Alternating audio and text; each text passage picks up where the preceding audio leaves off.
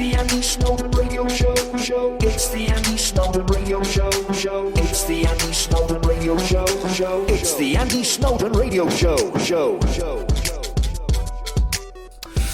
Right, well, where can you take your gal tonight, I hear you ask?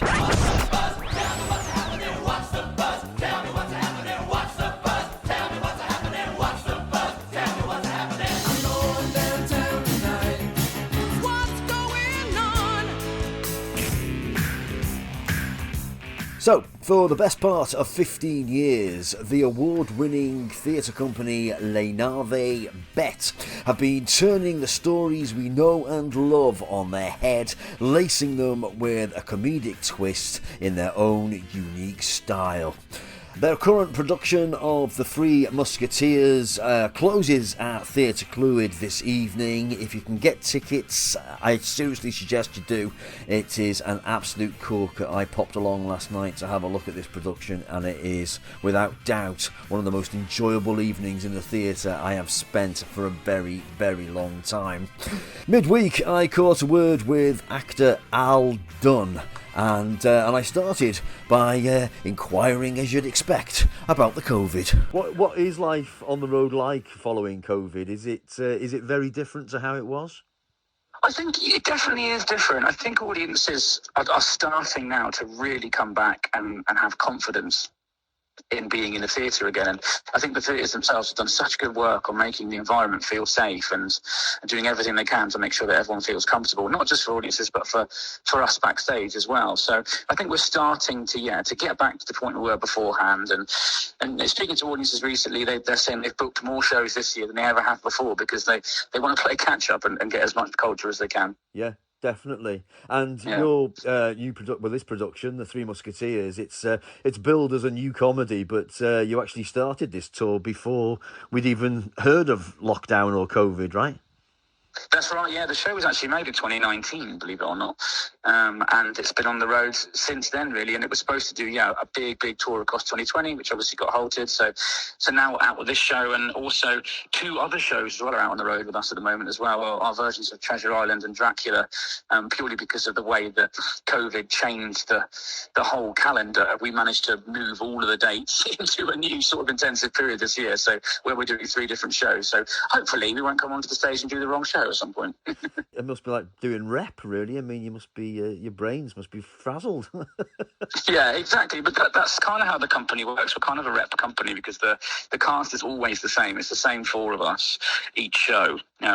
Which is great because we can pick up a show at any point and get it straight out on the road, which is one of the sort of strengths of our touring model. Yeah, and this company, Navet, have I pronounced that right? Yeah, pretty much, yeah. I mean, it doesn't make any sense, to be honest. It's really bad grammatical French. It's like saying, that's a nice chair table. So the idea is that it sounds really, really serious, but actually means something completely daft, which is kind of how we like to pitch our comedy. We're very serious about being very silly. But you're the co-artistic director alongside John Nicholson. When was the company formed? So we've been going as a company for nearly 15 years now. God, that sounds like a crazy number. We made the company, took a show to Edinburgh in 2008, and the rest is history, really. We've been touring since then. But John, I see, he's written this one and directed it. Do you write all your own work? We do, yeah. We co-write with John on the last touring shows. He's obviously, he's a West End writer, he's a legend. But the 4 of us as artists always get involved in the writing and devising process. Obviously, the kind of comedy that we make, which is very physically based. We have to spend a lot of time in rehearsal rooms working together and collaboratively to make something which we all think is funny, and hopefully the audiences do. And your company, it says 4 performers, 40 characters in this particular show, more than 100 costume changes. It sounds terrific. Is it the same for actors with everything you do? That's right, yeah, it's the same 4 of us, myself, Matt, Nick and Dan. We play all the characters, we do all of the costume changes ourselves. We have one stage manager who helps us along with the ride, but yeah, we do everything. And a lot of it we do in front of the audience as well. So the audience will see the actors become different characters, and sometimes that's, 5 characters in a minute or or something along those lines, which is all part of the fun and the seeing the actors pull the challenges off, I think, is really satisfying. And audiences so far have been really enjoying the sort of breakneck speed of how we do that on this show. And it is literally, I mean, it's physical theatre at its very best. Can you explain to anybody that doesn't know quite what physical theatre is? What is that? Yeah, sure. So it can be really complicated, I think, if you want to go down the academic route of trying to explain what physical theatre is. But for us, really, it's just telling the story with more than just words. We're telling the story with all of our body. It is you're seeing the actors constantly moving and working in different physical ways for each different person they're playing on the stage. So it's really engaging to watch something, because it's not just an actor stood on a stage delivering lines. It is an actor living those moments and living that character through their bodies as well. And obviously, when it comes to combining that with comedy, that gives something really special, because it's about the absolute dedication to those moments and to that kind of play. And that's what we're all about, really. We love to play, and we interact with the audience a hell of a lot as well through the shows, which has been a really, really great part of our work over the years. Some people sort of give it a little bit of comparison to panto in that sense, because we really do address the audience very much there from the stage to them. So it's super fun. It's really physical, and it's really high energy as well. We work our butts off to get it right. Yeah, I was going to say it takes a certain type of actor to do this well. Did you all know each other before, or did you audition for it? How did it work? So we met at university, the four of us, back in 2003, believe it or not, and all were studying through the course, which is we did a really kind of broad contemporary course in theatre, and we all really sort of connected to the physical and the clown type work. Made a piece of work at university, which the lecturers were like, look, you guys have got a good connection. You seem to have good chemistry on the stage. So yeah, make something and put it in front of people and see what happens. And here we are, 15 years later. Brilliant. I love things like that. We all now, I think, we've either heard of the Three Musketeers or we know the story, but you've basically taken the classic story, thrown it up in the air, and given it your own twist, right? So, can you tell us the concept? What can we expect? Yeah, of course. So the concept is that the four actors deliver the whole 700-page novel in 2 hours. That's the idea, which is obviously, that amount of material to deliver in 2 hours is ridiculous. Yeah. So that's the challenge we set ourselves. So we streamlined a couple of things. So we changed a couple of the characters. There's a character D'Artagnan meets at the beginning of the book called the Man from Mung. And we basically took that character and blended him with Milady de Winter, who's the kind of antagonist of the piece. So she's the villain alongside the Cardinal. So we did a few kind of shortcuts like that, but generally speaking, we do deliver the whole 700-page novel in 2 hours with just four actors. Or as Matt says, using something that he can only describe in one word: acting talent. and when audiences leave and they give you accolades like exciting, expertly crafted, unique, I mean your heart it must leap with joy when you hear feedback like that. Is that what the aim is, to be literally like unlike anything else out there?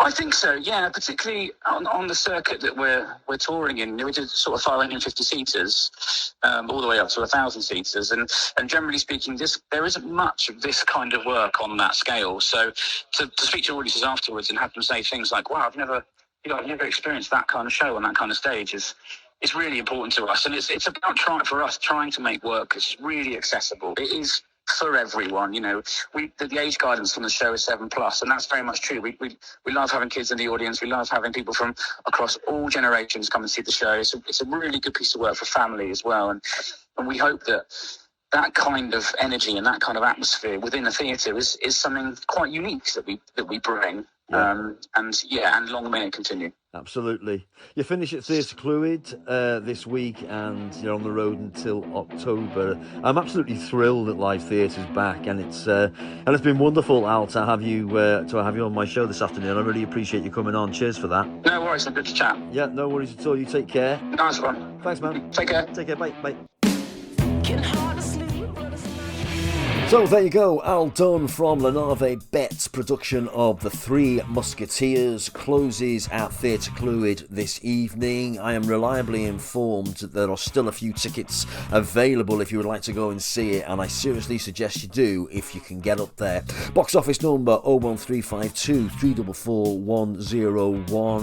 01352 344 101 is the box office number up at Theatre Clwyd. It is a cracking show. Go see it if you can. Also as well, coming up to Theatre Clwyd in the coming months, a huge array of productions coming up to Theatre Clwyd. It's incredible actually. From the 8th until the 12th of March, that's next week, The Legend of Sleepy Hollow, featuring Coronation Street legends Wendy Peters and Bill Ward. Then on the 28th of March until the 2nd of April, Catch Me If You Can, starring incredibly Dallas legend Patrick Duffy, Linda Pearl from Happy Days, and Gray O'Brien, again from Coronation Street.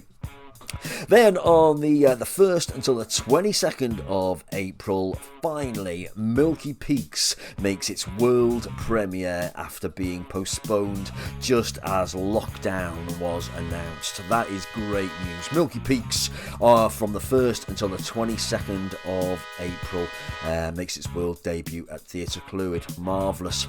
Then on the 18th until the 23rd of April, the rise and fall of Little Voice, featuring Shobna Galati. Ian Kelsey returns to the stage of Theatre Clwyd, and Christina Bianco plays Little Voice. Little Voice, that's another great show, that is.